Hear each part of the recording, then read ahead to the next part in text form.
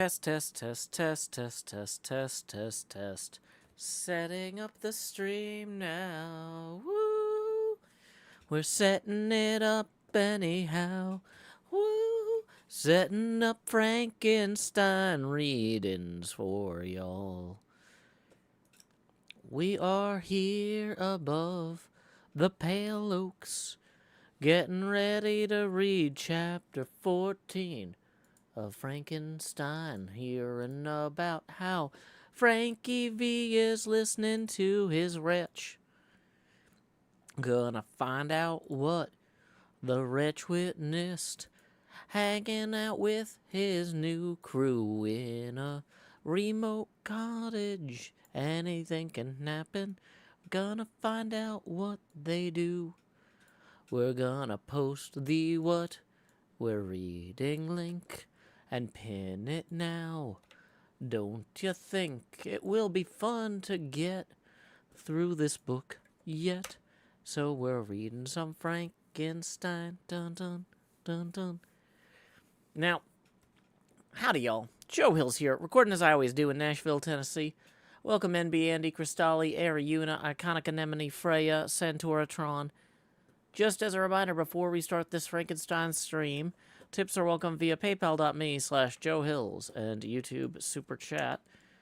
We are currently $7 away from the next Facecamera expansion milestone since I was streaming earlier today for the World Tour. Real quick, we need to write a little thanks to everybody who showed up for that on the HermitCraft group.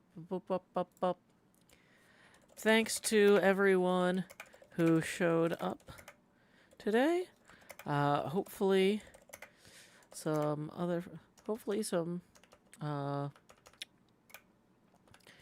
the viewers enjoyed us all palling around and visiting each other's builds.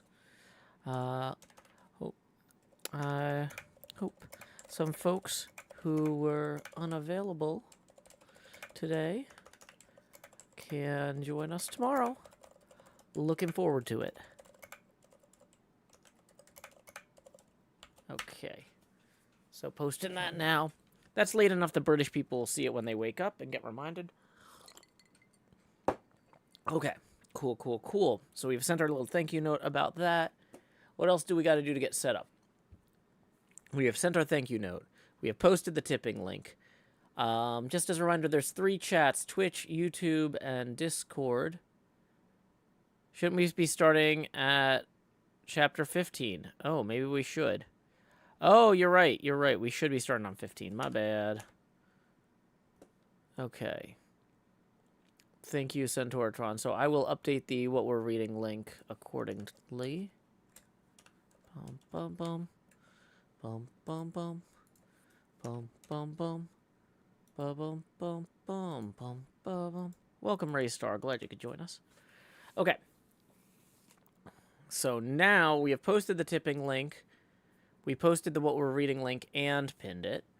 I need to remember to mention also that, yeah, there's 3 chats. One of them is the Discord chat. $5 a month gets you Discord access. $10 a month gets you access to my Patreon Minecraft servers. You can access that through patreon.com/JoeHills. These Frankenstein streams are the one night a week that we don't have a VOD, or we do have a VOD, but that means we don't have music. So, okay, yeah, let me just also real quick post on Blue Sky that we are going live for anybody just about to start reading chapter 15 of Mary Shelley's... Can I spell Shelley correctly? I always forget how many E's there are in there. Yeah. Okay, cool. Frankenstein. While I do some grinding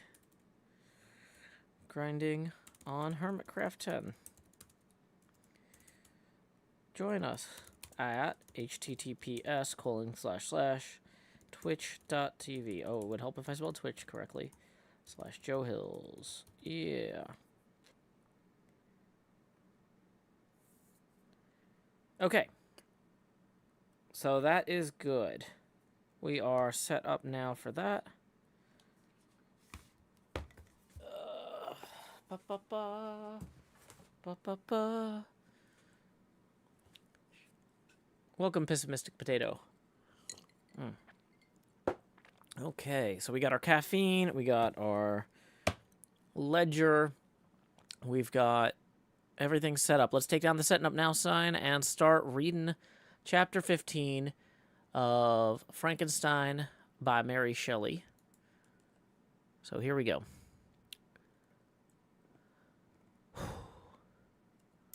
Such was the history of my beloved cottagers. It impressed me deeply. I learned from the views of social life which it developed to admire their virtues and to deprecate the vices of mankind. And yet, I looked upon crime as a distant evil. Benevolence and generosity were ever present before me, inciting within me a desire to become an actor in the busy scene where so many admirable qualities were called forth and displayed. But giving an account of my progress in intellect, I must not omit a circumstance which occurred in the beginning of the month of August, the same year. One night, during my accustomed visit to the neighboring wood, where I collected my own food and brought home firing for my protectors, I found on the ground a leathern portmanteau containing several articles of dress and some books.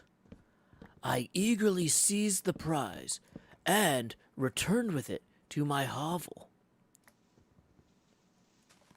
Fortunately, the books were written in the language, the elements of which I had acquired at the cottage.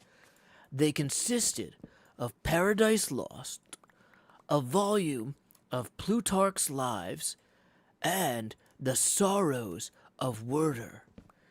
The possession of these treasures gave me extreme delight. I now continually studied and exercised my mind upon these histories, whilst my friends were employed in their ordinary occupations.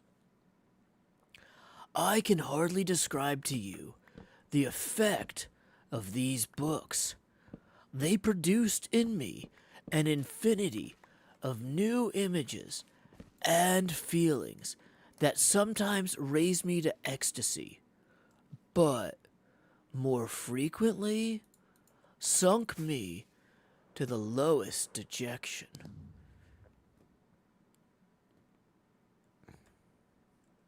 In the sorrows of Werther, besides the interest of its simple and affecting story, so many opinions are canvassed and so many lights thrown upon what hitherto had been to me obscure subjects, that I found in it a never-ending source of speculation and astonishment. The gentle and domestic manners it described, combined with lofty sentiments and feelings which had for their object something out of self, accorded well with my experience among my protectors, and the wants which were forever alive in my own bosom. But I thought Werther himself a more divine being than I had ever beheld or imagined.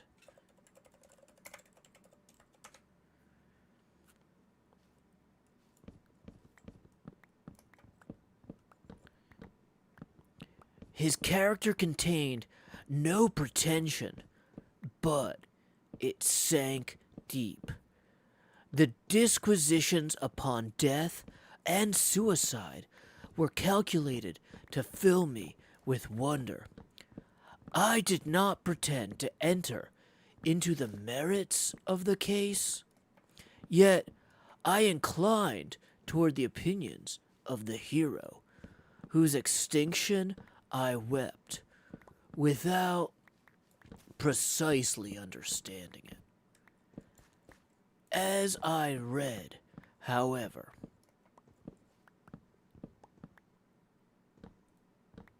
I applied much personally to my own feelings and condition.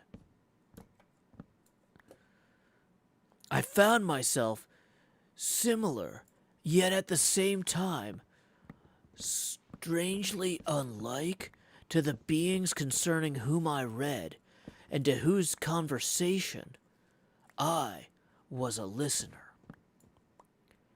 I sympathized with and partly understood them, but I was informed in mind. I was dependent on none and related to none. The path of my departure was free, and there was none to lament my annihilation. My person was hideous, and my stature gigantic. What did this mean? Who was I? What was I? Whence did I come? What was my destination? These questions continually recurred,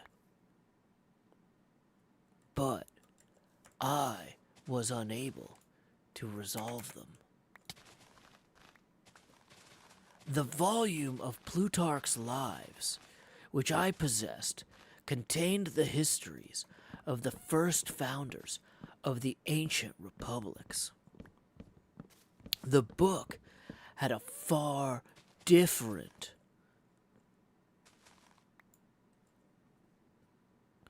effect upon me from the sorrows of Werther. I learned from Werther's imaginations despondency and gloom.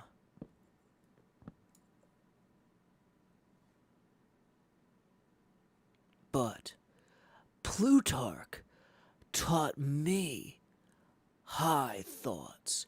He elevated me above the wretched sphere of my own reflections to admire and love the heroes of past ages. Many things I read surpassed my understanding and experience.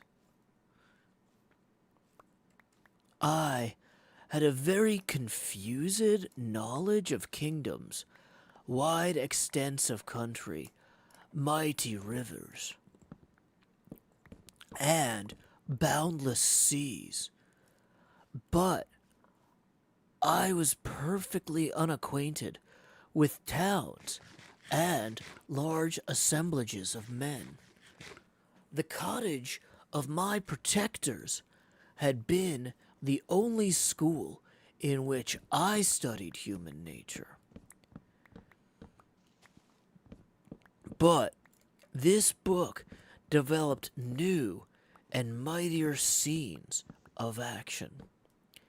I read of men concerned in public affairs, governing or massacring their species. I felt the greatest ardor for virtue rise among me.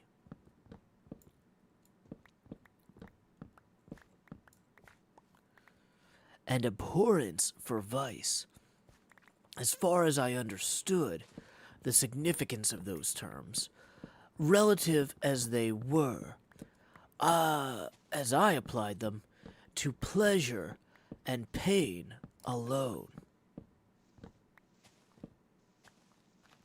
Induced by these feelings, I was, of course, led to admire peaceable lawgivers, Numa, Solon, and Lycurgus, in preference to Romulus and Theseus. The patriarchal lives of my protectors caused these impressions to take a firm hold on my mind. Perhaps if my first introduction to humanity had been made by a young soldier burning for glory and slaughter, I should have been imbued with different sensations. But Paradise Lost excited different and deeper emotions, far deeper emotions. I read it as I had read the other volumes which had fallen into my hands, as a true history.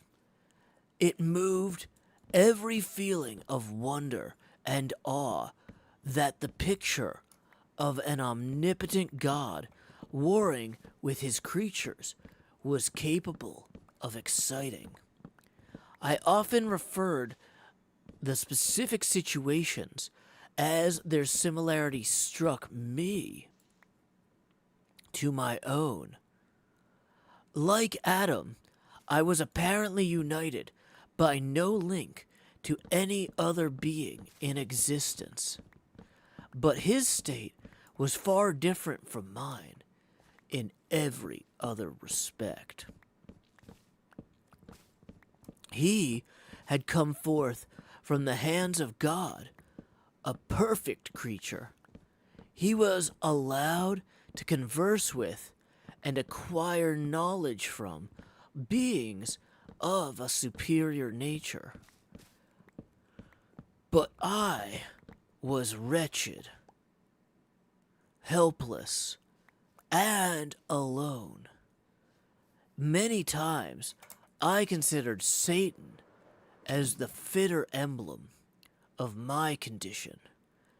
For often, like him, when I viewed the bliss of my protectors, the bitter gall of envy rose within me.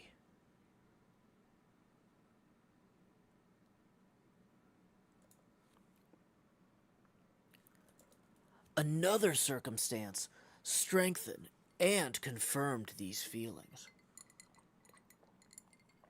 Soon after my arrival in the hovel, I discovered some papers in the pocket of the dress which I had taken from your laboratory.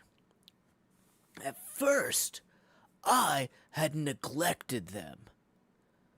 But now that I was able to decipher the characters in which they were written, I began to study them with diligence.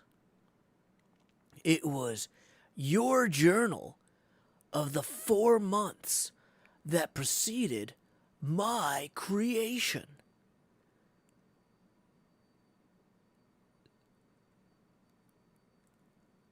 You minutely described in these papers every step you took in the progress of your work. This history was mingled with accounts of domestic occurrences. You doubtless recollect these papers. Here they are. Everything is related in them which bears reference to my accursed origin. The whole detail of that series of disgusting circumstances which produced it is set in view. The minutest description of my odious and loathsome person is given. in language which painted your own horrors and rendered mine indelible. I sickened as I read. Hateful day when I received life, I exclaimed in agony. Accursed creator, why did you form a monster so hideous that even you turned in disgust? God, in pity, made men beautiful and alluring after his own image, but my form is a filthy type of yours, more horrid even from the very resemblance. Satan had his companions, fellow devils, to admire and encourage him. But I am solitary and abhorred. These were the reflections of my hours of despondency and solitude. But when I contemplated the virtues of the cottagers, their amiable and benevolent dispositions, I persuaded myself that when they should become acquainted with my admiration of their virtues, they would compassionate me and overlook my physical deformity.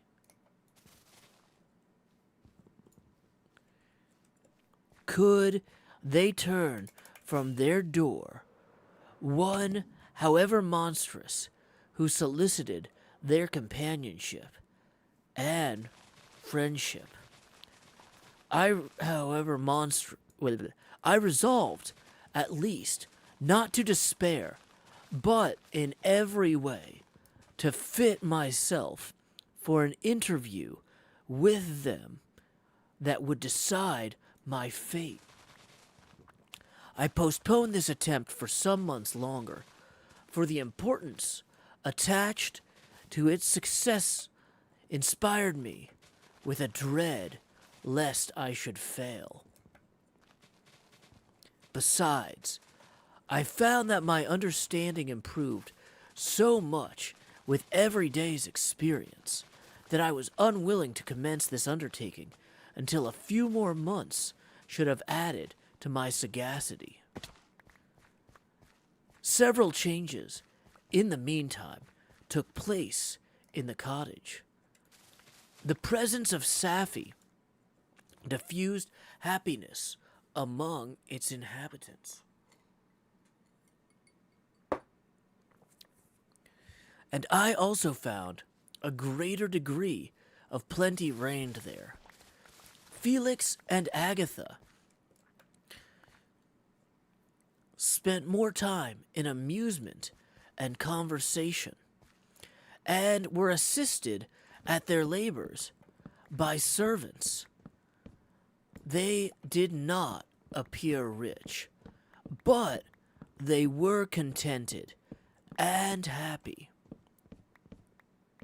Their feelings were serene and peaceful, while mine became every day more tumultuous. Increase of knowledge only discovered to me more clearly what a wretched outcast I was. I cherished hope, it is true, but it vanished when I beheld my person reflected in water, or my shadow in the moonshine, even as that frail image and in constant shade. I endeavored to crush these fears and to fortify myself for the trial which, in a few months, I resolved to undergo.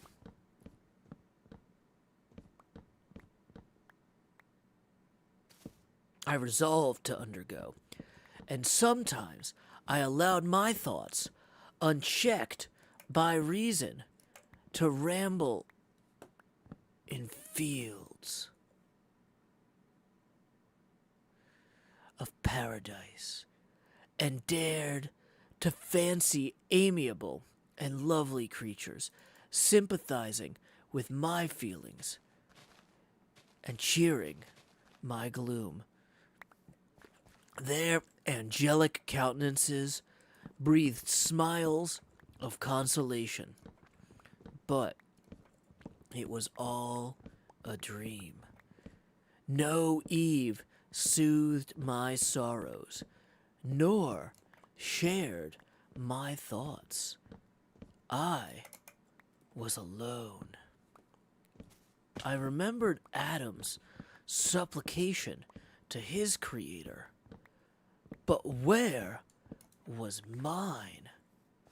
He had abandoned me, and in the bitterness of my heart, I cursed him. Autumn passed thus. I saw with surprise and grief the leaves decay and fall, and nature again assume the barren and bleak appearance it had worn when I first beheld the woods and the lovely moon.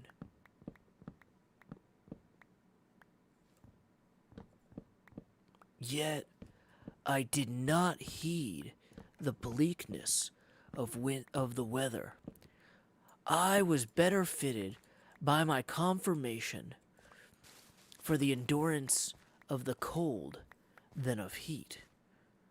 But my chief delights were the sights of the flowers, the birds, the gay apparel of summer.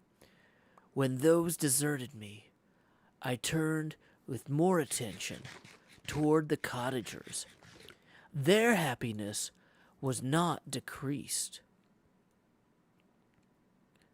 by the absence of summer. They loved and sympathized with one another, and their joys, depending on each other, were not interrupted by the casualties which took place around them.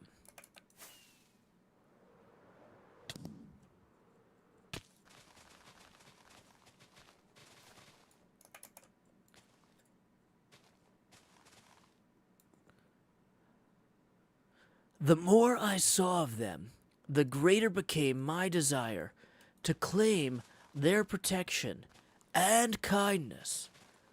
My heart yearned to be known and loved by these amiable creatures, to see their sweet looks directed toward me with the affection that was the utmost limit of my ambition. I dared not think that they would turn them from me with disdain and horror. The poor that stopped at their door were never driven away. I asked, it is true, for greater treasures than of food or rest. I required kindness and sympathy.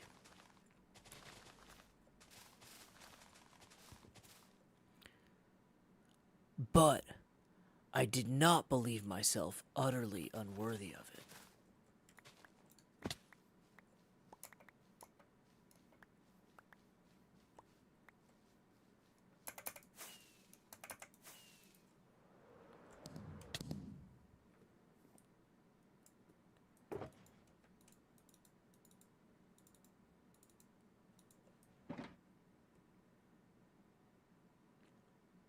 The winter advanced, and an entire revolution of the seasons had taken place since I awoke to life. My attention at this time was solely directed toward my plan of introducing myself into the cottage of my protectors. I resolved many projects, but that on which I finally fixed was to enter the dwelling when the blind old man should be alone. I had sagacity enough to discover that the unnatural hideousness of my person was the chief object of horror with those who had formerly betrayed me or beheld me. My voice, although harsh, had nothing terrible in it. I thought, therefore, that if in the absence of his children I could gain the goodwill and mediation of the old de Lacy, I might, by his means, be tolerated by my younger protectors. One day, when the sun shone on the red leaves that strewed the ground and diffused cheerfulness, although it had a dried warmth, Sapphy, Agatha, and Felix departed on a long country walk, and the old man, at his own desire, was left alone in the cottage. When his children had departed, he took up his guitar and played several mournful but sweet airs, more sweet and mournful than I have ever heard him play before. At first, his countenance was illuminated with pleasure, but as he continued, thoughtfulness and sadness succeeded. At length, laying aside the instrument, he sat absorbed in his reflection. My heart beat quick. This was the hour and moment of trial which would decide my hopes or realize my fears. The servants were gone to a neighboring fair. All was silent in and around the cottage. It was an excellent opportunity. Yet, when I proceeded to execute my plan, my limbs failed me, and I sank to the ground. Again, I rose, and exerting all the firmness of which I was master, removed the planks which I had placed before my hovel to conceal my retreat. The air revived me, and with renewed determination, I approached the door of their cottage. I knocked. "Who is there?" said the old man. "Come in." I entered. "Pardon this intrusion," said I. "I am a traveler in want of a little rest. You would greatly oblige me if you would allow me to remain a few minutes before the fire?" "Enter," said de Lacy. "and I will try in what manner I can to relieve your wants. But unfortunately, my children are from home, and I am blind. I am afraid I shall find it difficult to procure food for you." "Do not trouble yourself, my kind host. I have food. It is warmth and rest only that I need." I sat down. I knew that every moment was precious to me, yet I remained irresolute.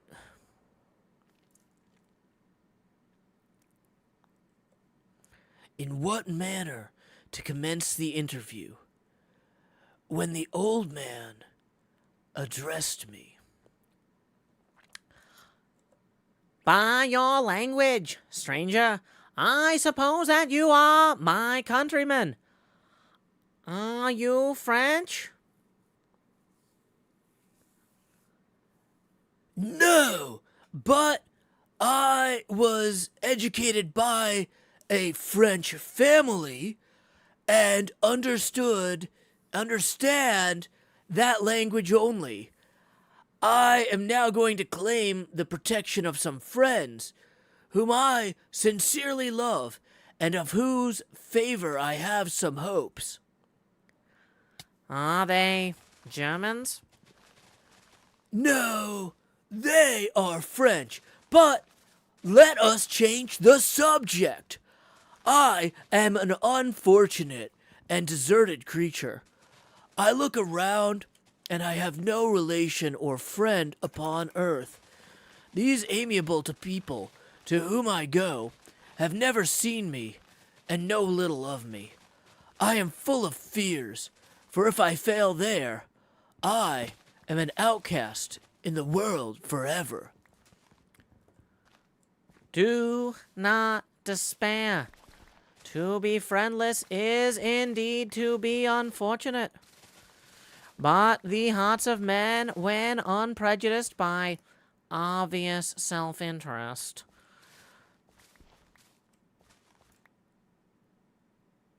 are full of brotherly love and of charity. Rely, therefore, on your hopes, and if these friends are good and amiable, do not despair. They are kind. They are the most excellent creatures in the world. But unfortunately, they are prejudiced against me. I have good dispositions. My life has hitherto been harmless and in some degree beneficial. But a fatal prejudice clouds their eyes, and where they ought to see a feeling and kind friend, they behold only a detestable monster. That is indeed unfortunate. But if you are really blameless, cannot you undeceive them? I am about to undertake that task, and it is on that account that I feel so many overwhelming terrors. I tenderly love these friends. I have, unknown to them, been for many months in the habit of daily kindness toward them, but they believe that I wish to injure them, and it is that prejudice which I wish to overcome.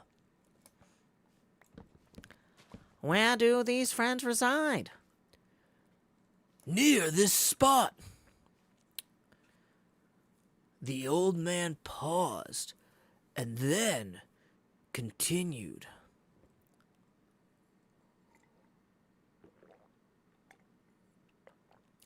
If you will unreservedly confide to me the particulars of your tale, I perhaps may be of use in undeceiving them.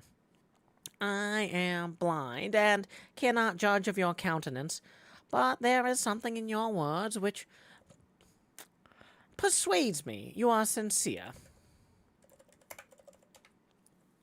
I am poor and in exile, but it will afford me true pleasure to be in any way serviceable to a human creature. Excellent, man! I thank you and accept your generous offer. You raise me from the dust by this kindness, and I trust that by your aid I shall not be driven from the society and the sympathy of your fellow creatures. Heaven forbid, even if you were really criminal. For that I can only drive you to desperation, and not instigate you to virtue. I am also unfortunate. I and my family have been condemned, although innocent, Judge, therefore, if I do not feel for your misfortunes.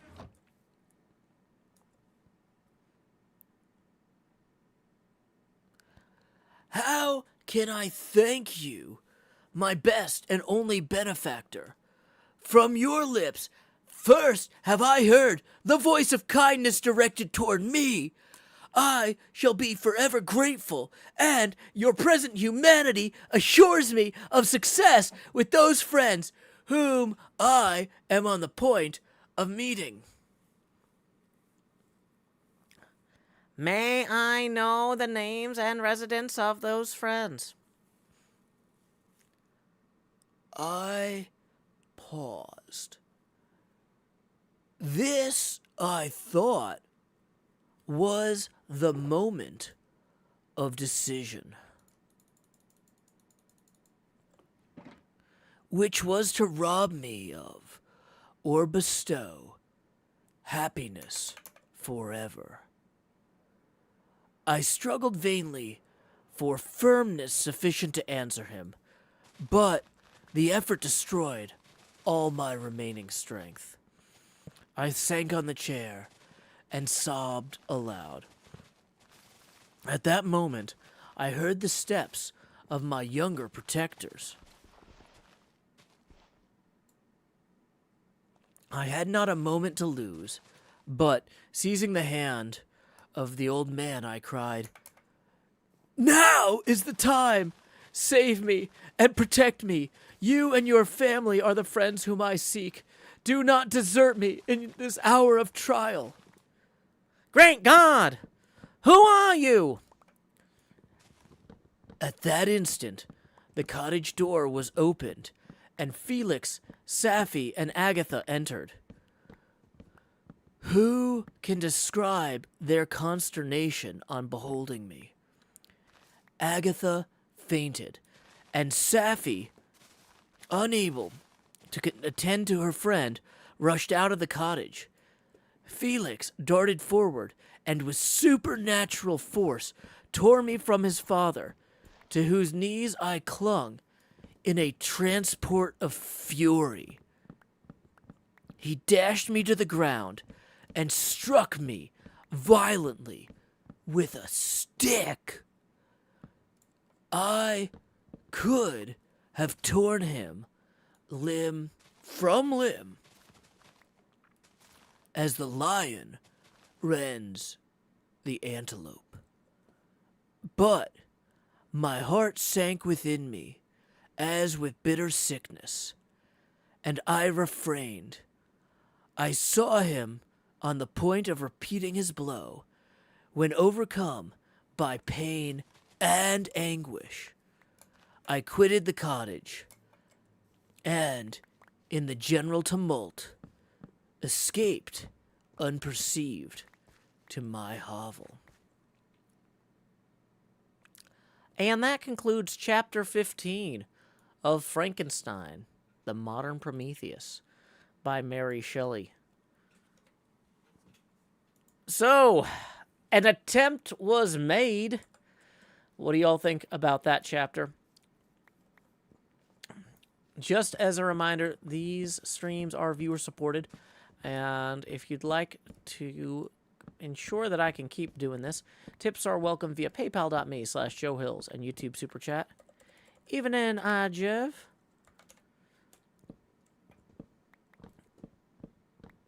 Kai Farim says, Kai Farim has several thoughts. One, I love the surfer boy voice for the angst-ridden toddler. 2, the servants were gone to a neighboring fair. I had not been imagining the DeLacy's having servants. They didn't have servants. The servants arrived with Sapphi. So yeah, no. That was one of those. That was what Frankenstein was saying about how their situation had improved since Sapphi arrived. So Sapphi's dad didn't take all of the family's resources when he escaped because he was expecting Sapphi to bring them with her when she followed. And instead, she has used them to marginally improve the lot of the DeLacy's. 3. There's a fantastic illustration by Bernie Wrightson of the creature in his shed reading Victor's lab notes. Unfortunately, I don't think he has a specific title I can recommend it by. Oh, that's cool. Natalie says, I always enjoy the Frankenstein readings, even if I have to catch them after the fact. Marcus says, this part reminds me of Flowers for Algernon. Yeah, I think Flowers for Algernon draws a lot from this story. I will say, though, I'm assuming that, like, presumably that's, like, a schoolboy's books. Like, he found a kid's backpack who went to go play in the river. Like, those 3 books would not normally be just left lying around by somebody who's working. Now, this is something where I don't know enough about the time period, but I'm assuming Paradise Lost, Plutarch's Lives, and, yeah, it's very convenient. But the thing is, though, like, if nowadays, you know, he said, like, oh, I found this Jansport backpack with these books in it, I'd be like, oh, okay, well, yeah, that makes sense. Like, it tracks to me that he would have found, but yeah, somebody had commented earlier that this was a romanticism starter pack. Yeah, it kind of is. It does, I will say, it also sounds to some degree, like, Shelley isn't going full, Moby Dick here. This isn't all-out Herman Melville being like, now let me talk about these authors and then complain about them. But I do think that this is Shelley being like, and look how well-read I am. Let me talk about these books and why they'd be influential to somebody who never read anything. Like, I feel like there's something interesting there. But once again, I don't know enough about the contemporary perceptions of those books to know how much of this is tongue-in-cheek and how much of this is earnest. Like, satire through the ages is one of the hardest things to understand. There was one reading in one of my history classes that was assigned as part of a test. It was like, it was something from a local newspaper. And we were supposed to tie it in with things that we had read so far in the course. It was a contemporary take on what was going on at the time. And we were supposed to, you know, demonstrate that we had understood what was going on at the time in the other course readings with this surprise editorial in a newspaper that was on the test that we had never seen before. And I was reading it, and I'm like, this is a trick.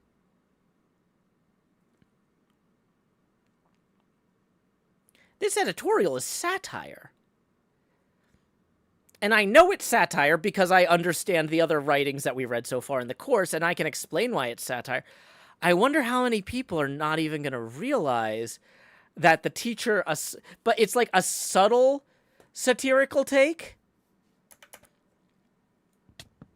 It was one of those things where it wasn't like completely let's eat the babies, but it was definitely turned up a little bit too high. You know what I mean? And I'm like, I think this person is actually arguing the opposite and is like intentionally trying to make people who believe this look stupid. This is like the 1800s equivalent of an Onion article about how we should keep throwing FA-18 Hornets into the Red Sea and see what happens. Because, you know, nobody else has tried that, and America is the greatest country on earth. We lead in scientific research. And yeah, I turned it into the professor, and I asked after the class, I was like, that was really interesting that you assigned us something that was like borderline satire. It was satire, right? Because like it was so right on the line that I couldn't tell either way. And the professor's just like, maybe it is, maybe it isn't. I hope you argued it well. And so I went and I did some research because, you know, when the assignment had when we were assigned the article with the test or whatever, you know, I memorized the name of the paper it was published in so I could go look at it later. Like, I was gonna, like, okay, I'm gonna go find out. Like, was this the 1800s Onion from this city, right? And there wasn't a lot I could find online about it. But yeah, apparently that particular newspaper was known for publishing both sincere and satirical opinion pieces. And so it might have been satirical. I mean, I got a good grade because I demonstrated comprehension of the reading. But yeah. And I argued it well. But yeah, so that's the thing though, is it's really hard sometimes to determine sincerity when it comes to historical pieces because so many things are very of their time when it comes to humor. So yeah, I have no idea how sincere Shelley is. Like, maybe she really likes Paradise Lost, but the other two are... And maybe she really likes Plutarch's Lives, and then the other one is comedy third option.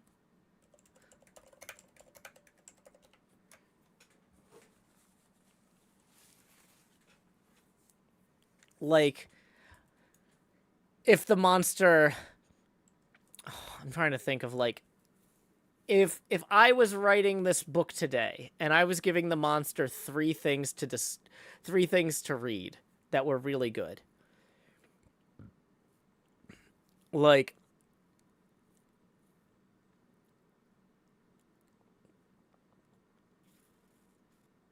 I might say Catch-22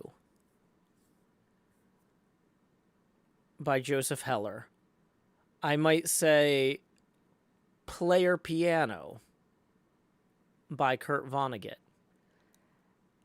And then I might throw in there as the comedy third option something like Ready Player One. Or... You know what I mean? Where it's like two of these are some of the greatest novels ever written. And then this other one is just... Or, no.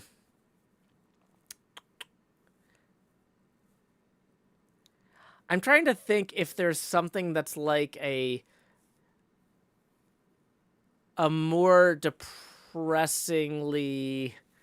Like, what's the equivalent of Catcher in the Rye, but worse? You know how, like, there's people who, like, get way too into Catcher in the Rye? It's objectively a good book, but, like, the author's point isn't that Holden Caulfield is awesome, it's that Holden Caulfield is awful. You know what I mean?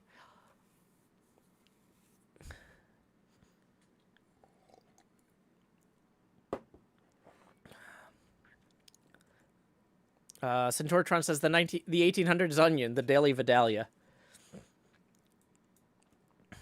I wouldn't say that 1984 would be a good comedy third option, because I think 1984 is actually a pretty decently valuable and important novel. Trying to think of books that people get way into. Dan Brown's Da Vinci Code. So yeah, you give him Catch-22 by Joseph Heller, Player Piano by Kurt Vonnegut, and Dan Brown's The Da Vinci Code.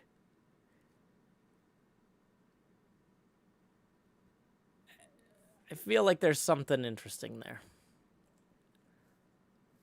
Now, the thing about Paradise Lost that's interesting is it gives him a solid grounding in the contemporary understanding or approach to Christianity, which is the predominant religion in the portion of the world in which the monster was born.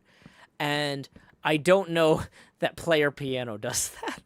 Catch-22 certainly doesn't.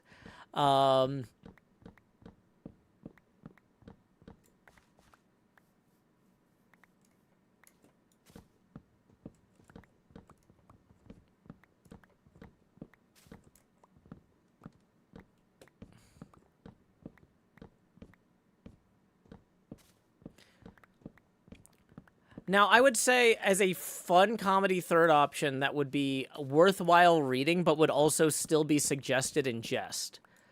I don't know if y'all have read a lot of Chuck Palahniuk. Some people get way too into Fight Club, but it's not a terrible novel. I would definitely... I could see the comedy third option for this being Fight Club.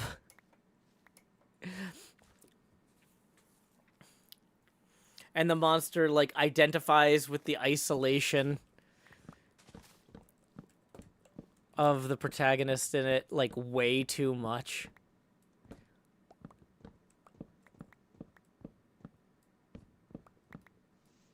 Real Bam Tam says, first time I read Frankenstein, it was in a collection that included Dracula, Frankenstein, and Dr. Jekyll and Mr. Hyde. Of those three options, I like Frankenstein the best, but Dracula was close. I really enjoyed Dracula, but I'm having a good time reading Frankenstein too. I think Dracula is more fun to read because of how it's written, but that doesn't necessarily mean it's a better book. Comedy third option, Jurassic Park by Michael Crichton. Yeah, that's a pretty good choice too. The thing is, him being really interested in the idea that the dinosaurs were brought to life in the same way that he was brought to life, and his obsession with like more of him being made would actually come in from Jurassic Park pretty cleanly. That's actually a fun suggestion that works very neatly. Because, like, you know, he gets, from Paradise Lost, the story of Adam and Eve.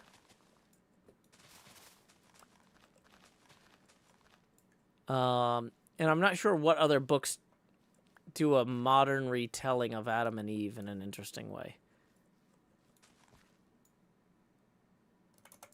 I haven't actually read Breakfast of Champions. That's also a Vonnegut novel, I believe, right? I've read... let's see. I've read Slaughterhouse-Five. I think it's called The Sirens of Venus. I've read Player Piano. I've read... I feel like one or two others of his, but I haven't read his entire collection. Or what do you call it? Bibliography. Everything of Vonnegut's I've read, I've enjoyed. It's just a question of time, really. Oh, I wish his stuff was in the public domain. I would love to... That's one of those things that's going in the queue for, like, you know, I'm going to be streaming for another 50 to 70 years at least. Maybe more, depending on how, you know, medical science research goes. So we'll eventually read Vonnegut once it's in the public domain. I think Player Piano is the most culturally relevant of the works of his I've read at the moment. Fubar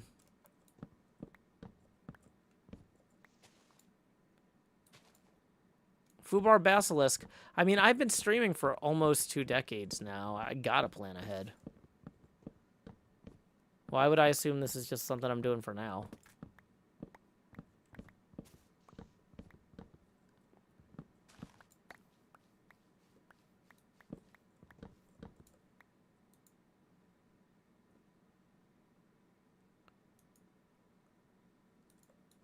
I have no idea why Jurassic World was on my list of banned terms. I've removed that. You're welcome.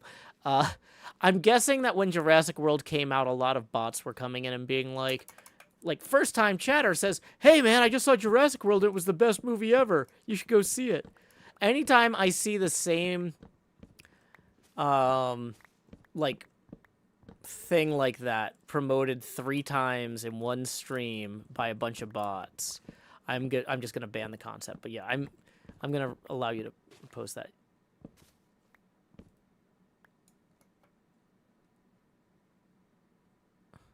Fubar Basilisk says, but maybe you won't care about Vonnegut in 50 years. Why commit early?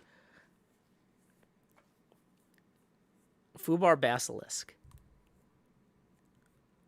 If we existed in a state where Vonnegut was no longer relevant in 50 years, that would basically mean we had entered a post-scarcity era of prosperity beyond our current conception.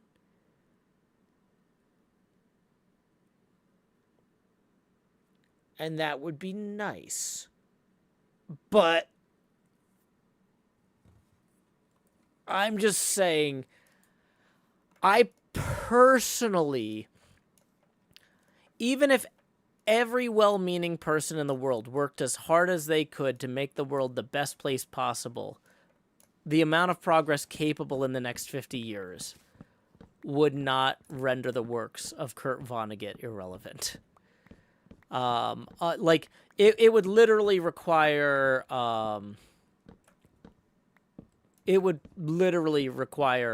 an external influence event where aliens show up with replicators and faster than light technology and are not jerks about it.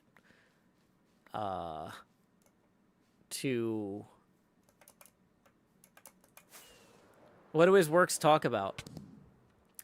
All sorts of things. The horrors of war, the ways people mistreat each other and oppress each other. They talk about the problems for workers as automation increases in complexity. So that's the other thing, is we would have to entirely have solved both scarcity and inequality due to automation for him to no longer be relevant. We would have had to solve war. We would have had to have solved religious persecution and racism. Like, I would love it if we solved all those things. But I don't think it's necessarily sound when I'm making long-term plans to assume that every single one of those things would be solved. Honestly, I'd be thrilled if we knocked out 5 out of 6 of them. Maybe, or 8 out of 10. I don't know.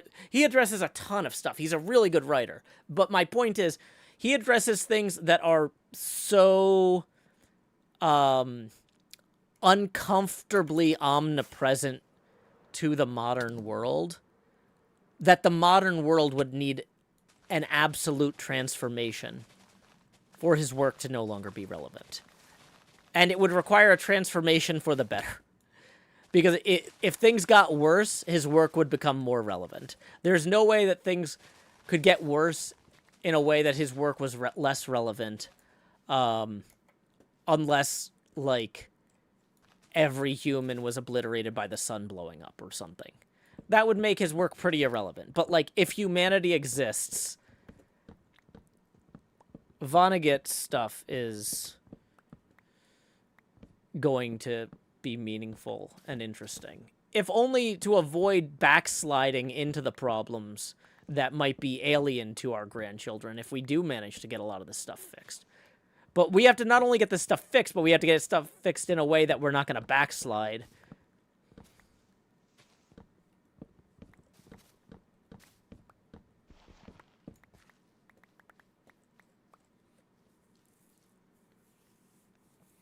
Yeah.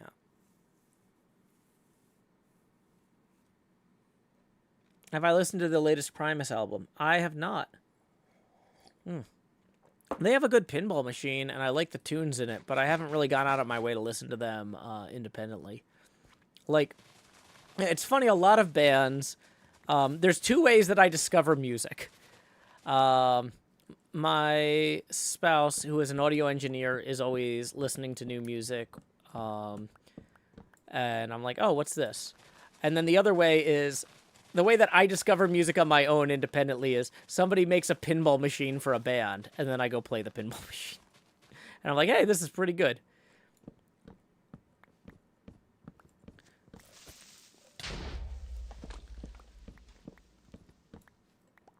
Like, I wouldn't have listened to Metallica's new 72 Seasons album, start to finish, if they hadn't just put out a new update of their pinball machine with a big 72 Seasons link to it. And it was okay. Like, my kid and I were both listening to it, and she's just like, this sounds really generic. And I'm like, yeah. Yeah, and I know why. It's because Metallica was so genre-defining that, like, they can't outpace the innovators who built on their work from decades ago. And that's a rough place to be in. But, like, my kid would have never listened to that album if there wasn't a pinball machine. She wouldn't have sought out the 72 Seasons album by Metallica, let alone, like, sat and listened to the whole thing with me.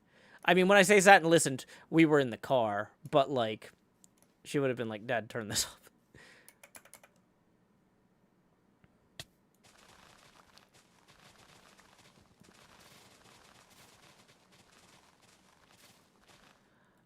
Real Bamtam, I strongly recommend people check out Kurt Vonnegut. He is one of the greatest American authors of the last century.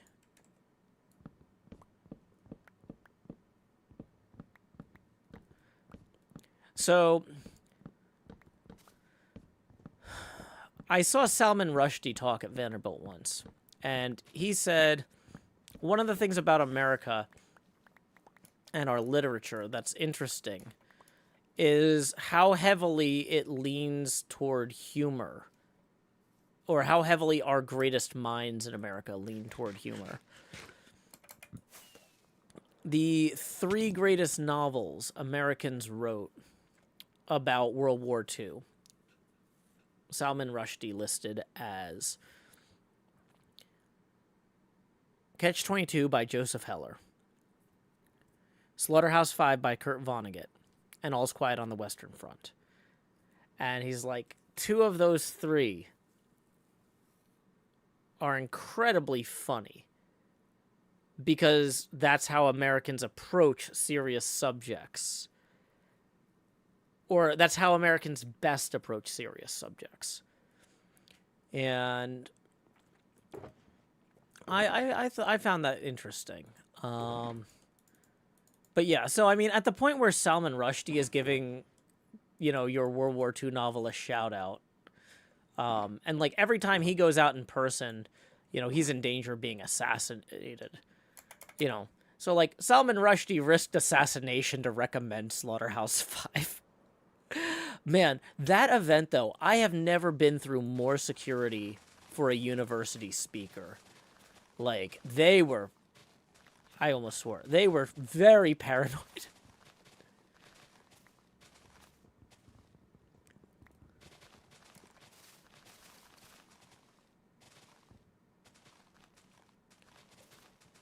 Oh, so the new Primus is just a single. Oh, okay, cool. Well, I might, that's a lot easier to check out quickly. Yeah, obviously I can't join the stream, but yeah, I'll look into that.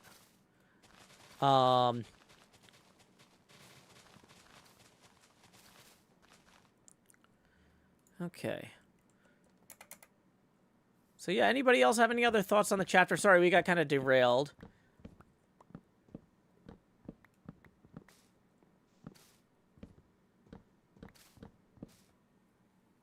Are we talking about a real pinball machine?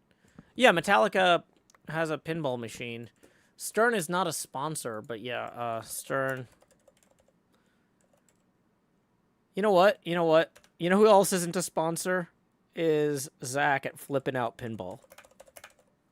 But he does a good podcast. So, you know what? Let's give him some extra website traffic. Yeah. Not a sponsor, but a quick shout out to Zach at Flippin' Out Pinball. Here's his hosting of the Metallica Remastered Pinball Machine page. It's got some...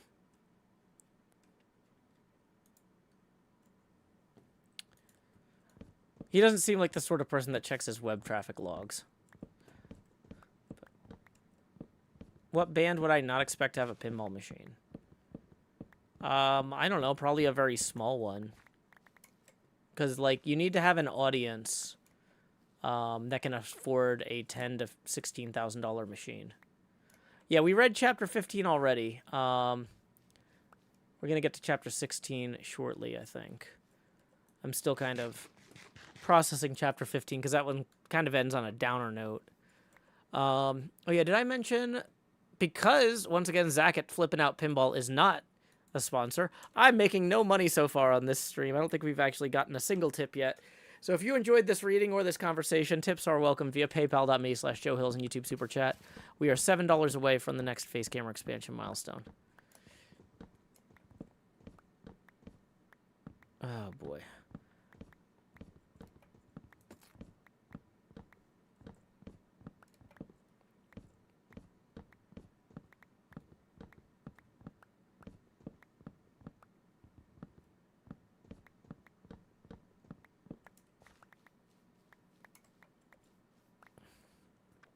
Centauratron says, I'm really feeling for the monster in the latest chapters. It feels like Shelley did a good job of writing him in a way where you can sympathize with his plight.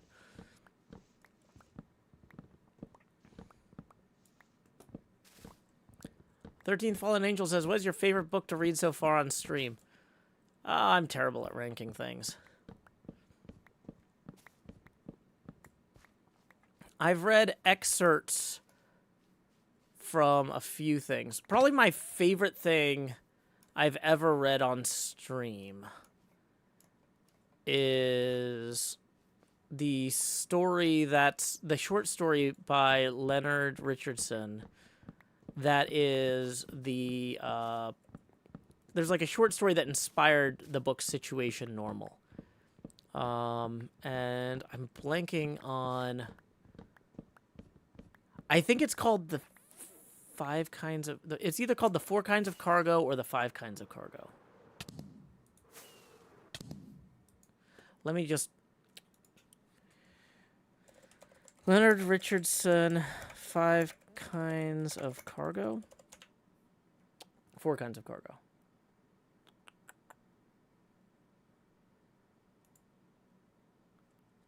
Four kinds of cargo. Leonard Richardson is one of my favorite sci-fi authors ever.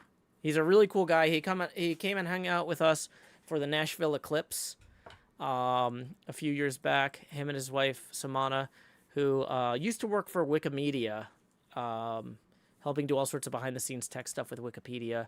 Leonard, I'm not sure what he's doing these days, but he worked at the Internet Archive, and he created like their archive of Minecraft maps as well as a bunch of other cool archival stuff. 13th Fallen Angel says, what is it about? Like cargo as in shipping, or does it have a metaphorical meaning? Well, it's a science fiction story about a cargo ship. And, you know what? I can read an excerpt of this real quick. 4 Kinds of Cargo by Leonard Richardson. Terraquail Biddy went below decks to check on a coolant cycling pipe that was heating the cargo hold above nominal, and the pipe exploded and scalded her to death, and half the cargo was ruined anyway. Cole, the executive officer, heard the explosion, shut everything down, and wrestled the dead woman through microgravity into the medical chamber. Not that it did any good. The chamber pulled the shrapnel from Terraquail Biddy's body and replaced all the tissue, but it was performing cosmetic surgery on a corpse. When it jump-started her nervous system, she took one big breath and held it, not metabolizing, not even passing it from her air bladder into the lung. No matter what Cole did to try and make Terraquail Biddy not be dead, the ornery sysadmin could not finish that breath. Cole had to go in with a postnasal probe and drain the air bladder manually so she'd stop looking bloated. Terraquail Biddy was gone. And for what? For a few crates of fake caviar. For stuff. That's the first kind of cargo. Physical goods. Ordinary stuff. Sour candy mostly transported contraband, but it's all the same. Made of atoms, low hassle, absolutely wonderful to work with. You can put atoms into a refrigerated crate or magnetic containment, bring them to somebody who'll be glad to take them off your hands. Physical goods are the least dangerous of the 4 kinds of cargo. But they were dangerous enough to get Terraquail Biddy killed. I should have been the one to check that alert, said the chief. That's the gist of what she probably said. The chief was facing away from Cole, hurriedly grooming herself in the bathroom mirror. She was also brewing tea in her mouth, so the only way to decipher her mumbling was to know, as Cole did, what the chief would say in any given situation. Seeing other people drink made Cole thirsty. He unholstered his water bottle and took a long slurp.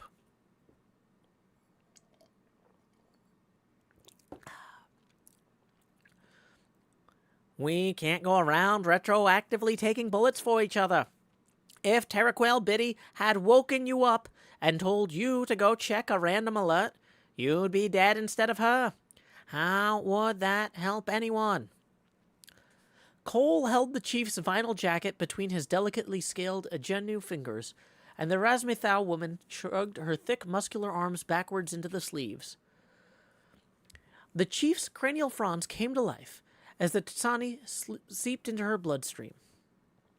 You'll need to be the Sysadmin again, she said, presumably, just for a while, until we find someone else.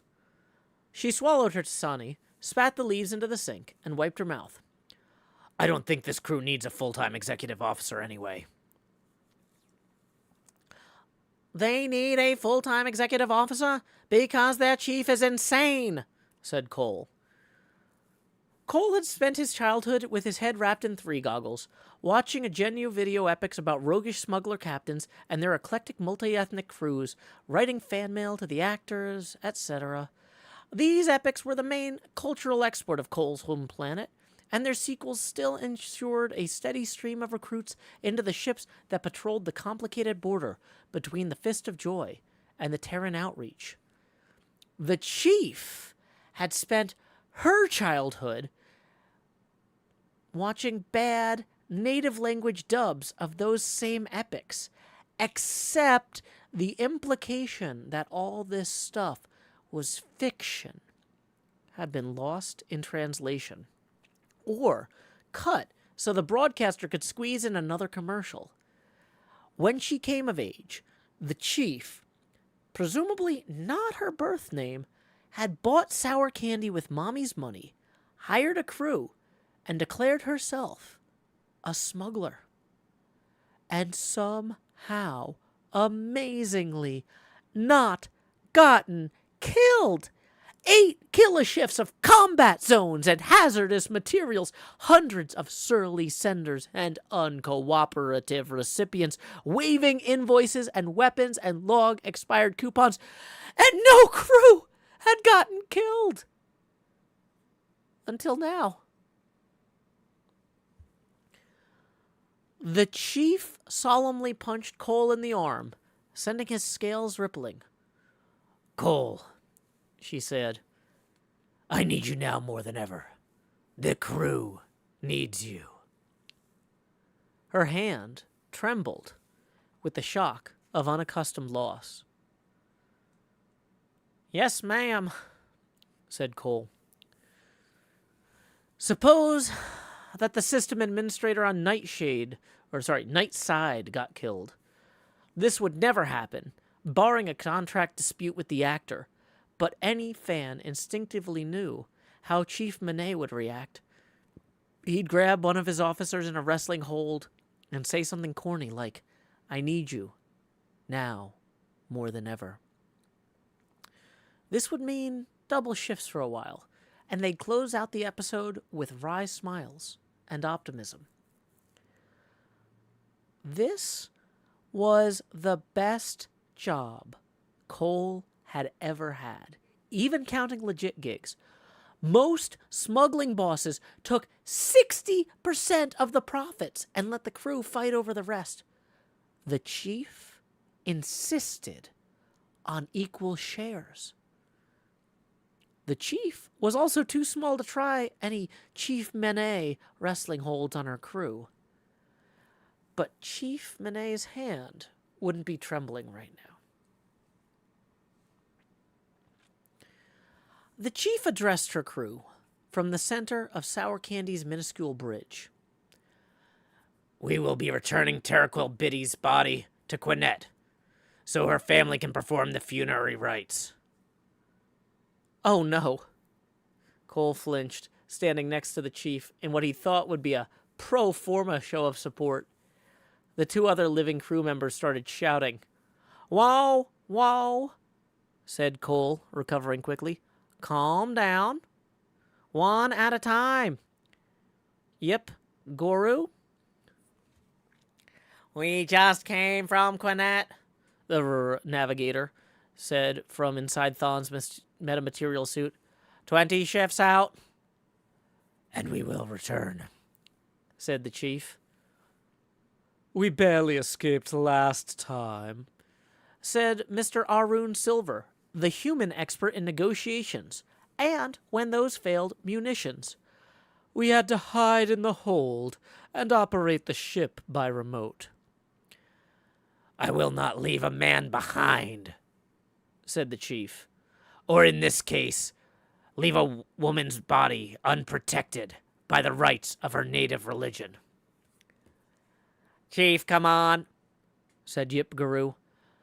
We've got a full hold of Terran food and Queni caviar, half full after the accident. We go back to Quinette without unloading, we're bankrupt. The chief pulled up a 3-map showing Sour Candy's current location and drew her finger between the ship and a rest stop icon. Patrolwoman Elaine Biscott Memorial Space Station. 6 shifts away. We unload the cargo, hire a temporary sysadmin. Back to Quinette. It won't be worth much, so close to Quenny's space, said Mr. Arun Silver. Damn it, said the chief, plunging a fist harmlessly through the 3-map. Have you already forgotten how many times Terraquil Biddy saved the lives of this entire crew? 3 or 4, I guess, said Yip Guru. Who's counting? Why should we risk our vocalizers for a dead body? I have a sacred obligation, the chief snarled, to respect the religious beliefs of every member of my crew. Well, my religious beliefs, said Mr. Arun Silver, but Cole cut him off with a gesture. Ma'am, a word, he whispered to the chief. They walked a few steps toward Terraquil Biddy's abandoned 2 station, and Yip Guru and Mr. Arun Sliver pretended to not hear what they were saying. Chief, I think the crew are just confused. I never thought of Terraquil Biddy as being especially religious. Why respect her traditions more than she did? She was a Kamatrian, the chief whispered. Quite devout. She never gave you those pamphlets, the fake travel brochures. Oh, well, she would not have, ma'am. Kamatrians recruit from the top down. Chief Monet, of Needing You Now More Than Ever fame, fancied himself a student of galactic religions, and held a deep respect for each of the thousands of ways in which the cosmos came to know itself. Growing up, Cole had understood this as the harmless eccentricity of a fictional character. But the dubs the chief had seen treated his attitude as some kind of virtue. And so... We don't have a choice in this. Returning the body is the right thing to do. Yes, Argument was useless. Cole walked back into the center of the bridge, bowed his scaly head, as he always did when synthesizing his chief's ideals with his own hard-won pragmatism. The chief's orders. Yip Guru set the course. The station, then Quinette, where, in accordance with the beautiful Kamatrian funerary rites... He looked at the chief, clueless. The family of the deceased will ceremonially eat the preserved corpse. Silence held the cramped bridge. Finally, Yip Guru spoke up. Preserved? In what? The crate of lemon pickle should do nicely, said Cole. Well, there goes the bloody lemon pickle, said Mr. Arun Sliver. Let's take a quick break. These tips actually rolled in just before I started reading this, and didn't want to cut in right when I started reading this. Gritmonger tips 20 and says, helping how I can. Thanks for your readings. And Cat's Cradle was my first Vonnegut book. I think I read that one too, although it was so long ago, I'm not sure. I'm not certain. If I've read that, it would have been like 2004, 2005, which is like 21 years ago. I'll have to look back into that. But that gets us 13 past our next face camera expansion milestone. So here we go. Y'all have seen that money go straight to my head with each face camera expansion milestone we hit. But now, like Jacob Marley, these chains I forged in life are about to begin pulling us down to the deep below. Enter the joust. Ba ba ba ba ba ba ba ba ba ba. Lowering the opacity now to 90%. D. Thank you very much, Gritmonger, for getting us now 7 away from our next face camera expansion milestone. And we also got a tip rolling in from Foxology, who says, hey, yo, Foxology here. Just want to say, I love lurking on your streams. It's a great companion while I'm also working or gaming. Keep doing what you're doing, Mr. Hills. And Foxology has generously tipped $50. That is going to bring us, we were, 7 away from the next face camera expansion milestone. So that's going to get us 1, 2, 3 face camera expansion milestones incoming. Thank you very much, Foxology. Here we go. Please direct your attention to my face because we are about to... Oh boy, I've got these overlays in a weird place because of the reading. Expand just. Do. And lowering the opacity now to 80%. You know, I haven't looked at Minecraft for like a while. Let's maybe turn night into day. Numero dos, even larger just. La da da da. Woo! Lowering the opacity now to 70%. And now numero trace, even larger face. Bum bum bum bum.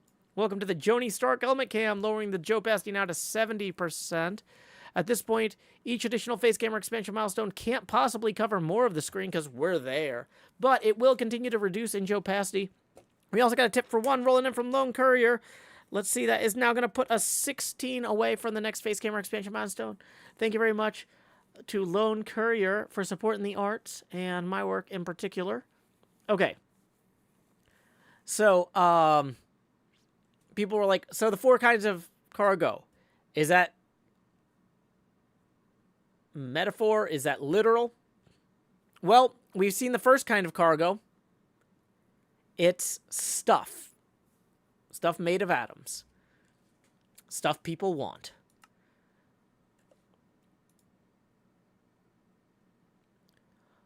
The second kind of cargo is junk.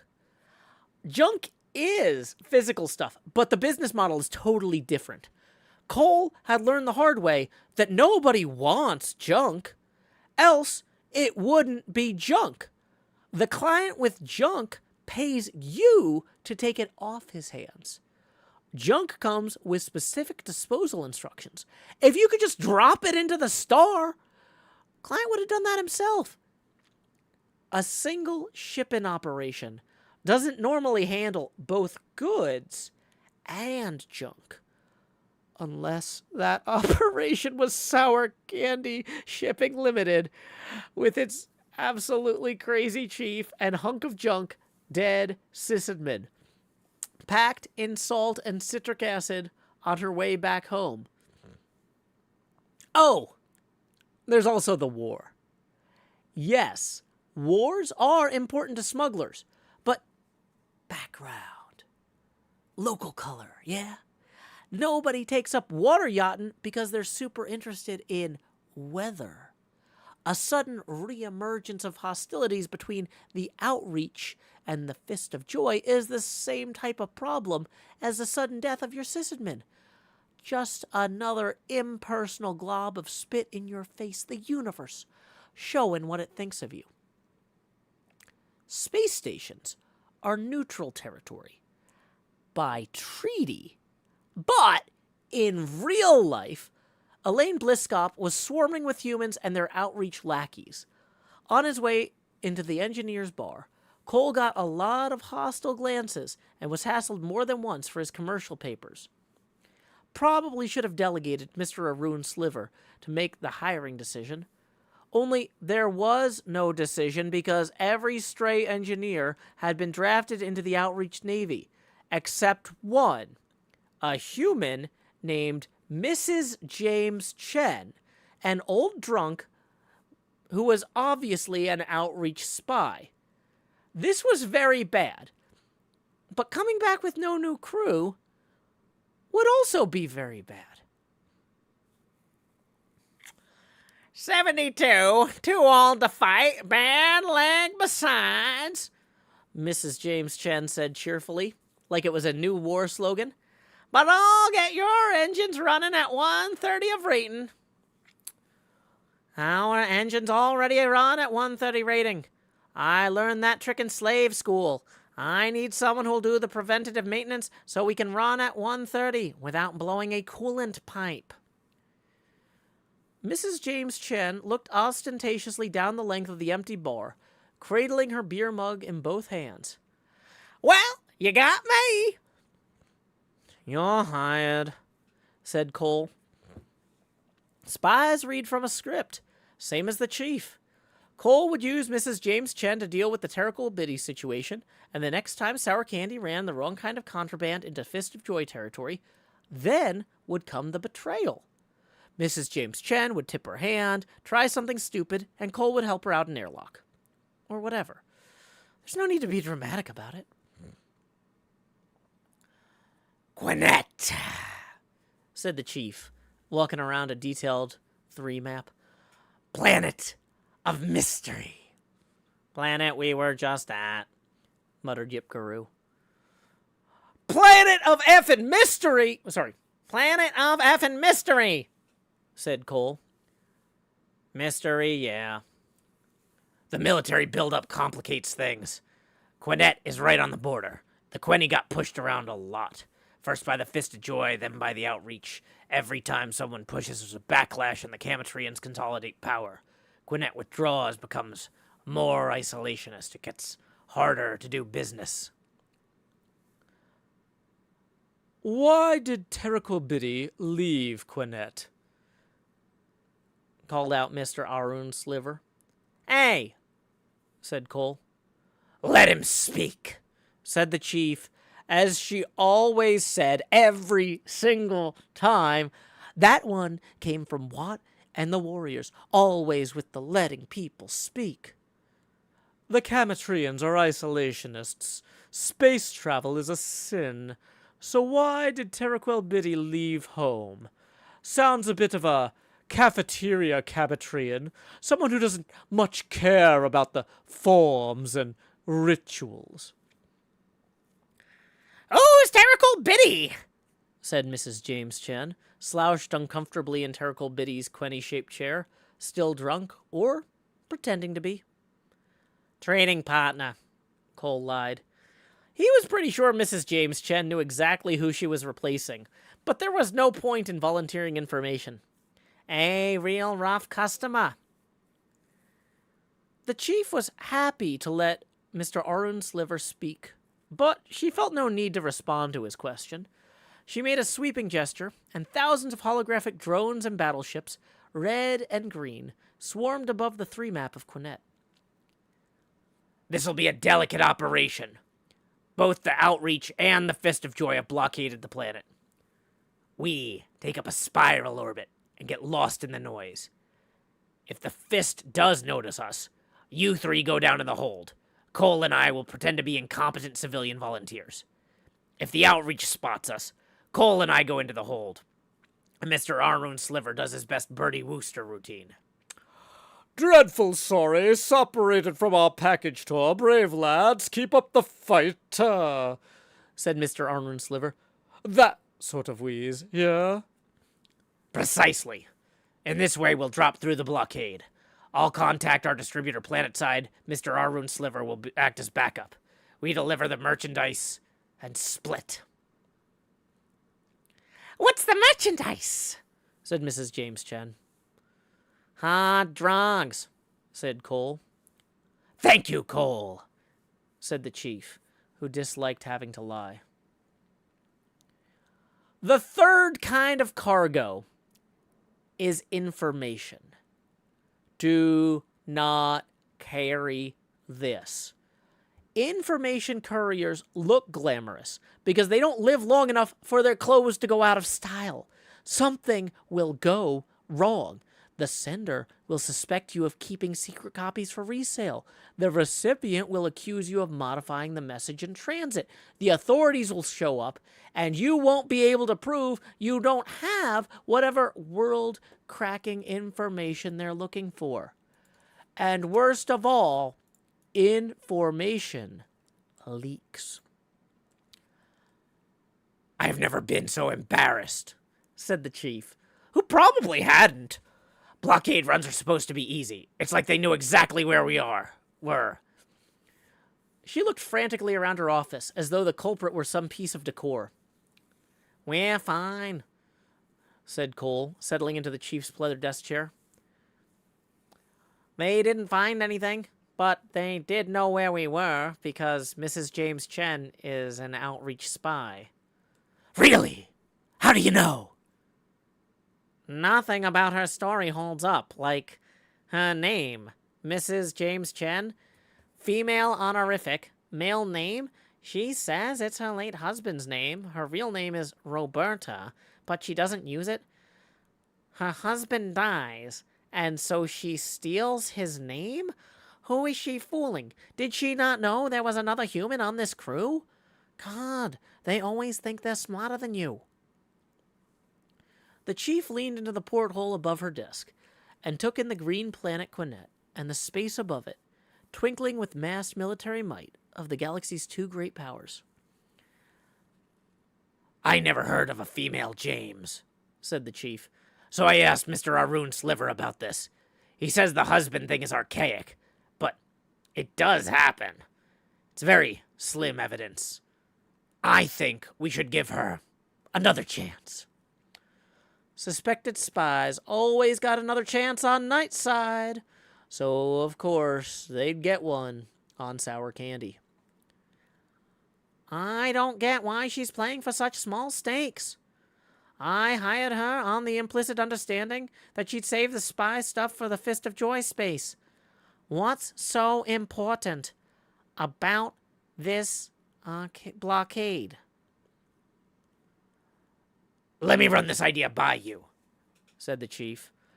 Mrs. James Chen would like to acquire the corpse of a notoriously isolationist species, which we're keeping in a crate of lemon pickle. Dissect it. Bioweapons research, or I don't know, something.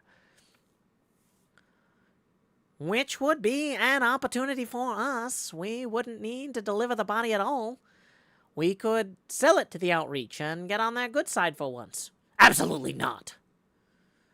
Or here's another idea. We can eat Terraquel Biddy ourselves. The chief gagged. Which of these is the ridiculous alternative you put in to make the other one look good by comparison? Because that is the single most inappropriate thing I have ever heard you say. No. You're putting on a show for me, like you do for the crew. Showing off your sense of honor. I don't question that sense of honor, because against all the rules of the universe I'm aware of, it's kept us alive and solvent for 8 killer shifts. But I do question the results we'll get out of this operation. The chief turned away from the porthole. You think we'll fail? I'll never take that bet. You have beaten the odds 100 times, and you will do it again. Somehow, we will run this blockade, despite having a spy on board, and without any Quinny crew to help us. We'll locate the xenophobic relatives of a dead woman, whose real name we do not know. But What happens when we succeed? Terraquil Biddy was a heretic. She disowned herself when she left Quinette. You think her folks will want to eat her now? They'll think she deserves the Camatrian rights? Is this still worth it to you? We have to try. I agree, but here's a different way of trying. We don't need to locate Terraquil Biddy's family because we are her family. We took her in after her birth family cut her off. We didn't ask questions about religion or politics. We accepted her, ma'am. And we're all she had. All she has. I know that you can find Terraquil Biddy's parents, but if anyone is actually going to eat her, it is us. This is your official recommendation. On the record. So, we eat Terraquil Biddy, and then we die of toxic shock. These cannibal rites always have an out, like if the body is poisoned or radioactive. The general rule is that you eat what you can. For us, that means the roe. God knows we've exported enough Quinny roe as caviar. And we can eat the brain, as long as we cook it. Really? The brain? I've eaten animal brain. From Bex and Earth. A brain is a brain. Cole was cheating a little here. One of Chief Monet's most popular lines was, "A man is a man." Brain and roe. We're the family. Let's do it. Except when Terraquil Biddy's 4 collies gathered in the hold and ceremonially cut open her skull, they found a crystal sheath encasing her brain and upper nervous system. The end point for hundreds of thread-like wires embedded in Terraquil Biddy's sensory sensors. A recorder. Uh-oh, said Mr. Arun Sliver. He dropped the bottle of oil he was going to fry the brain in, and it bounced and rolled around the hold. How long has that been there? The chief put her blood-stained laser cutter down on the crate of lemon pickle and wiped her eyes. Cole, I would very much like to know why you keep hiring spies as system administrators. Ma'am, I had absolutely no idea. Cole took an anxious swig from his water bottle.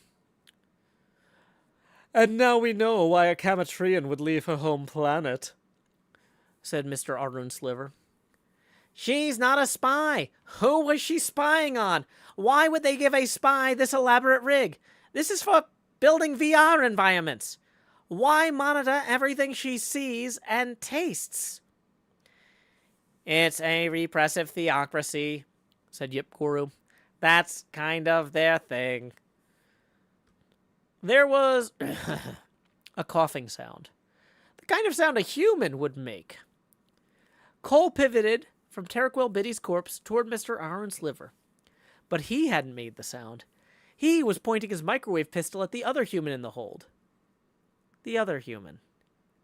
Oh, hi, said the chief. Mrs. James Chen stepped off the ladder and made the coughing sound again. I think it's time we stop keeping secrets from each other, she said.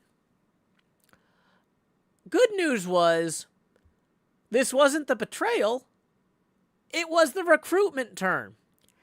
As you know, my predecessor in this job made detailed recordings of you, starting from our first shift. The entire crew was crowded onto the bridge.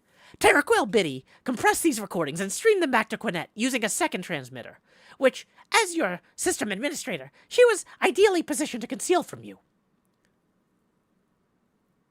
As a representative of the Navy of the Terran Outreach, I'd like to show you what happened to all that footage, with the Chief's permission. The Chief nodded. The 2-station showed a flat projection, the stabilized subjective view from Terraquil Biddy's eyes as she climbed the ladder up to the bridge deck. She slid onto the bridge from the kitchen. Everyone turned to face the hatch. as if expecting Terraquil Biddy or her ghost to be there. "What's that scratchy noise?"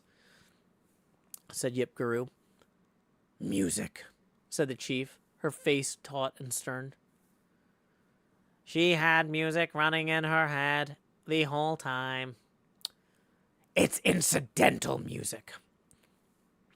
The footage had been dubbed into Murret, Terraquil Biddy's native language.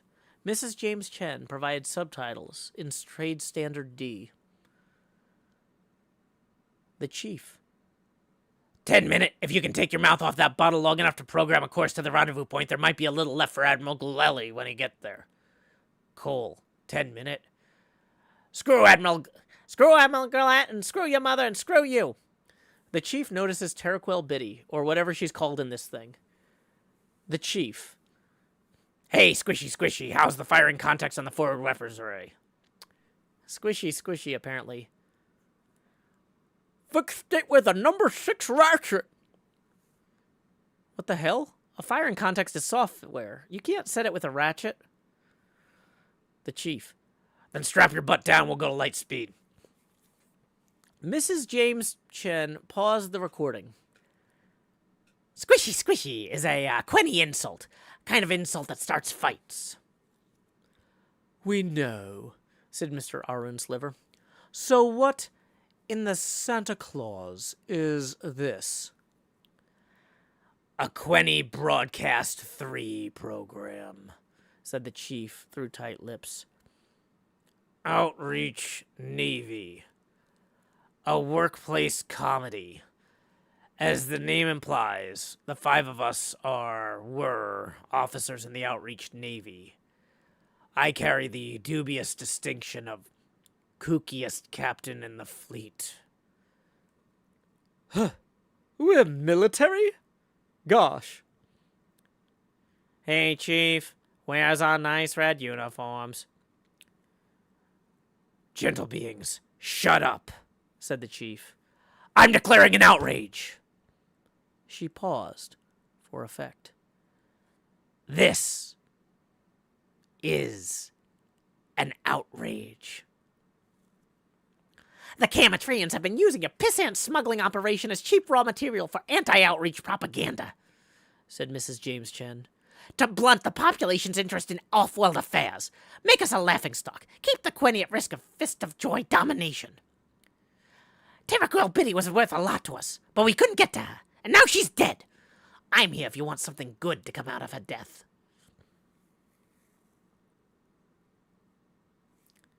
Chief, is this for real? All we have is some foreign gibberish and this young lady's subtitles. "It's legit," said the chief. She was fast-forwarding through the video broadcast on her own 2 station. "Cole got this off the local comm satellites before the actual Outreach Navy jammed them." "I thought we knew her. I hired her." "Don't the Quenny find it strange this sitcom has real and humans and edgenu?" said Yip Guru. "Makeup, digital effects," said Mr. Orange Sliver. "You can make anyone look like anyone else. A man is a man." "Arun," said Mrs. James Chen, using the familiar register. "Yip Guru, I know you two don't care much for the outreach, but I'm guessing the Chief and Cole hate the Fist of Joy about the same amount. And perhaps you care about your good names. This is an opportunity. We make our own video. The blockade will integrate it into the propaganda rotation. If we could just get Yip Guru to say a few words in character." "Why me?" said Yip Guru. "You're the closest thing the Outreach Navy has to a sympathetic alien character," said Mrs. James Chen. "You can make the video we wanted Terraquil Biddy to make. Cole is a drunk. The Chief is an incompetent windbag." "It's water. Edgenu need water. I can't go to the kitchen 20 times a shift. This show is racist." Yeah. I know the truth. We all know the truth. I'm giving you a chance to let your audience know the truth. Quick question, Mrs. James Chen. Is Outreach Navy legitimately popular on Quinette? The chief twitched a finger and played a bit of the video at normal speed. Taraquel Biddy's point of view was stumbling down the exit corridor of a space station, carrying an unconscious Yip Guru in her arms, pursued by Outreach customs agents. Or is it played to captive audiences on military bases and in waiting rooms? She sped the video back up to a blur. Taraquel Biddy was always present, but never in the shot. Always a surrogate for the audience. It cleans up with the student demographics. We have no idea why. The whole point of the show is that nobody respects the Quenny, but they do watch it. And we can use that. Chief, we can't seriously be... Cole, said the chief carefully. Stop showing off your bruise and help me out. Watch this video through the eyes of a space epic fan. Episodes on the chief's 2 screen were flashing by in seconds. Taraquel Biddy on the bridge, in the engine room, the cargo hold. Do you see what I see? Do you notice something conspicuously missing? Our consent? Our seemingly genuine friendship with Taraquel Biddy? The chief stopped her playback. We will produce a video, she told Mrs. James Chen. We will produce our own video, not whatever the Outreach scripted for Yip Guru. You will broadcast it using however you do that sort of thing. Make the video and we'll see, said Mrs. James Chen.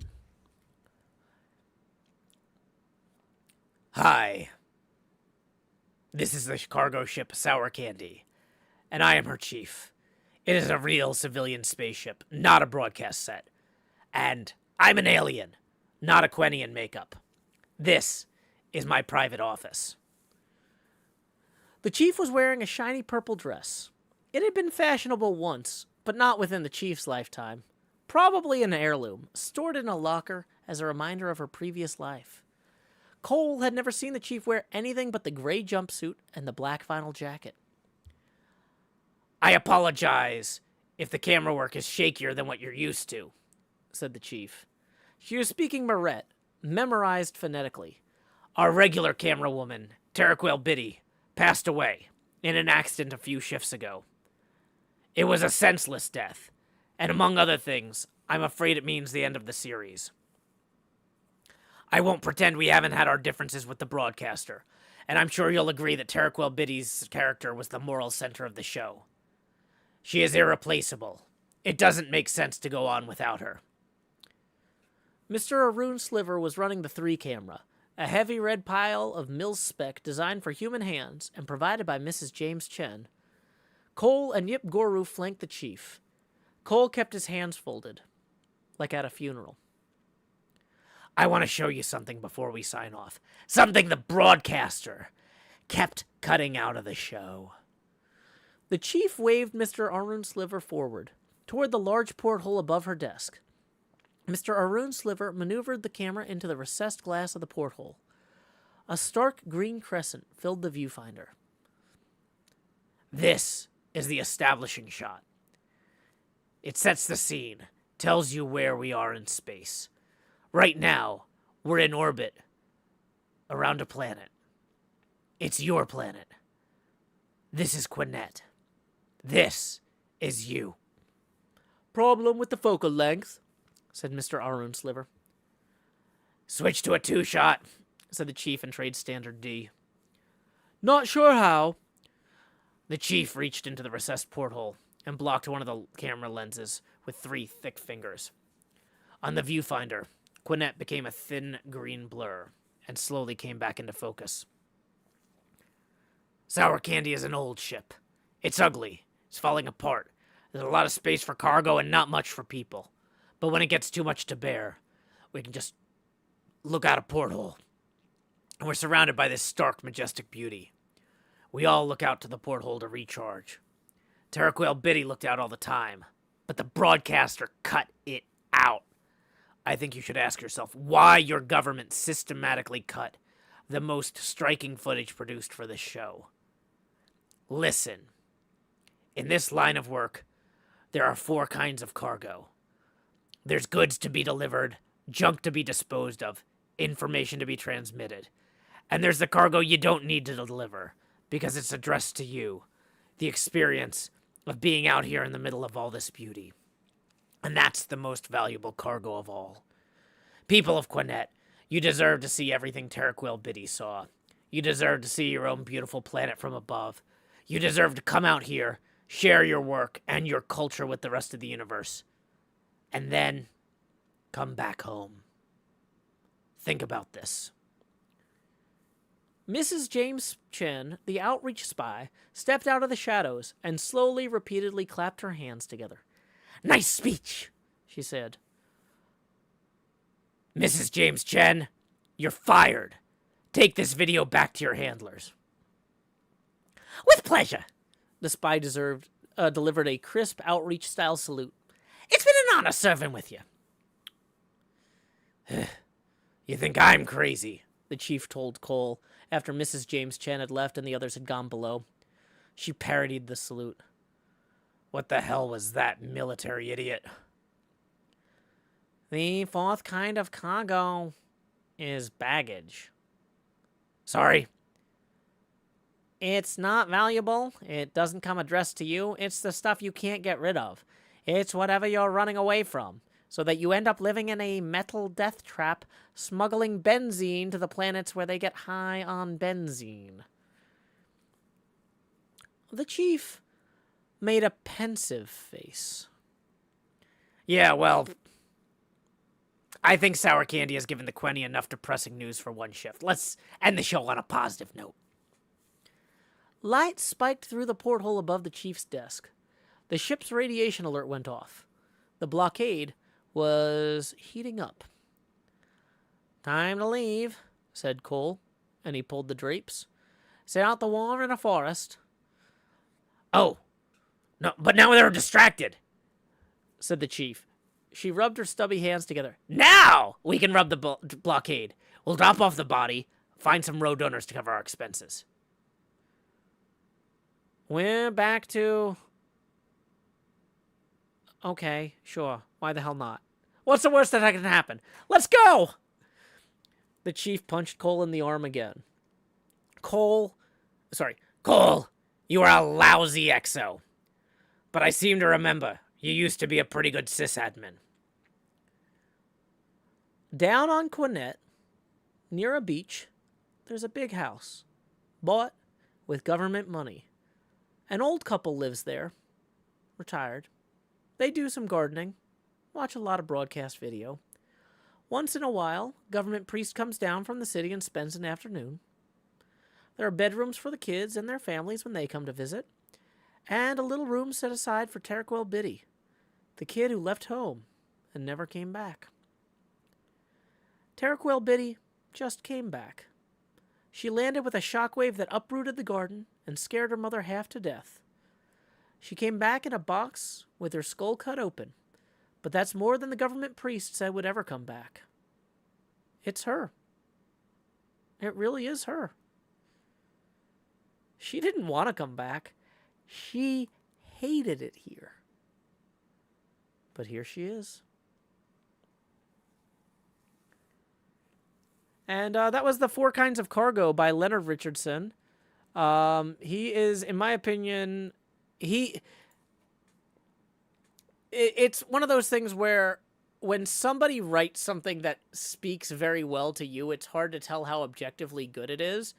But his science fiction writing resonates with me more than like any other writer. The crew of this short story ends up in a novel called Situation Normal, that I'm going to post a link to as well, if you guys want to buy that. Once again, Leonard is not a sponsor, but I've met him. He's a cool guy, and I appreciate his work, and I can strongly recommend it. But yeah, so people asking what's my favorite thing I've read on stream. It's that, and I hope you enjoyed me rereading it, because I enjoyed it. But yeah, we're getting to the end of the stream. Let's go ahead and do last call for tips. The next chapter of Frankenstein. See, the thing is, chapter 15 was super long, and there was no way.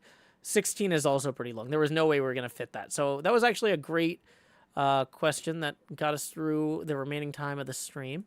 Final call for tips. Tips are welcome via paypal.me/JoeHills and YouTube Super Chat. And so, yeah, we got a tip for 5 from Christina. Thank you very much, Christina. That's going to get us 11 away from our next face camera expansion milestone. Yeah, there's 2 novels that Leonard Richardson has written that I've really enjoyed both of.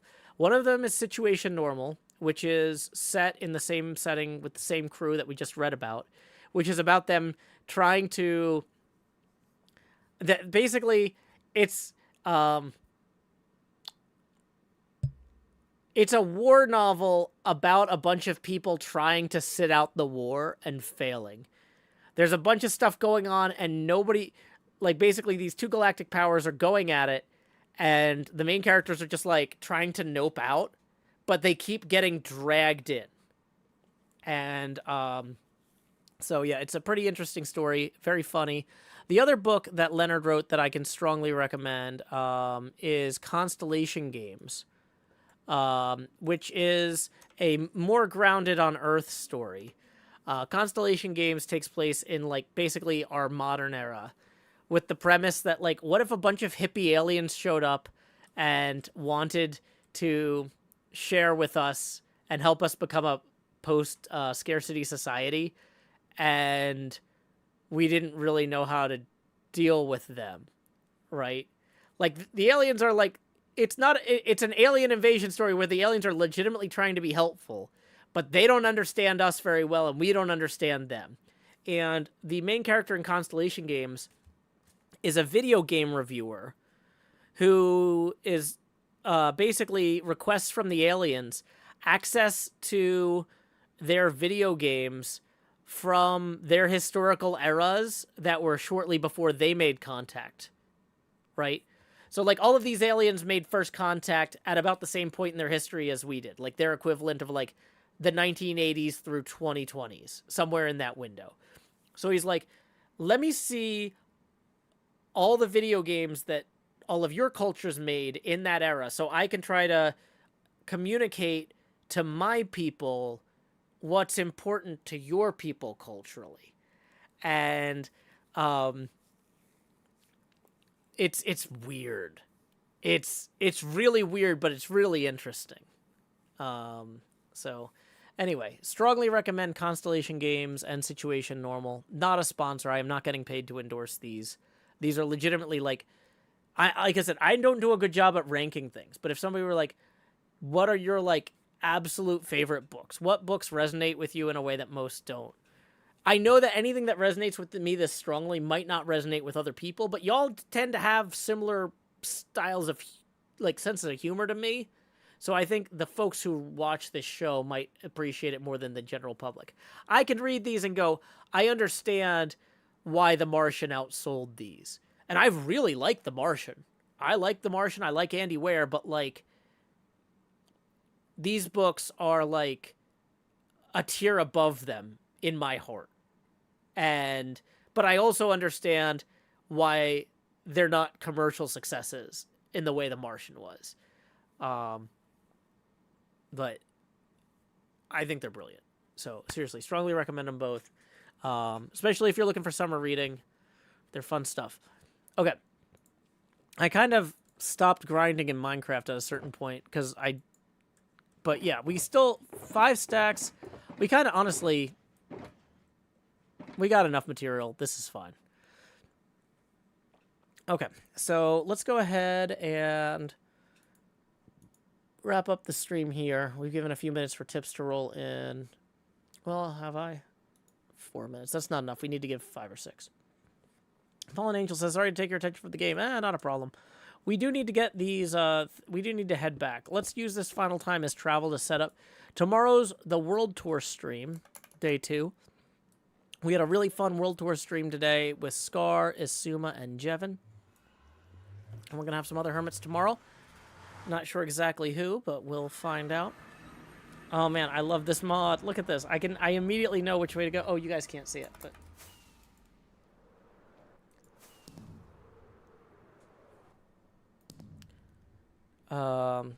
Abhishek says, watch Texas VOD today about the World Tour. Will your POV be part of your episode? Nope.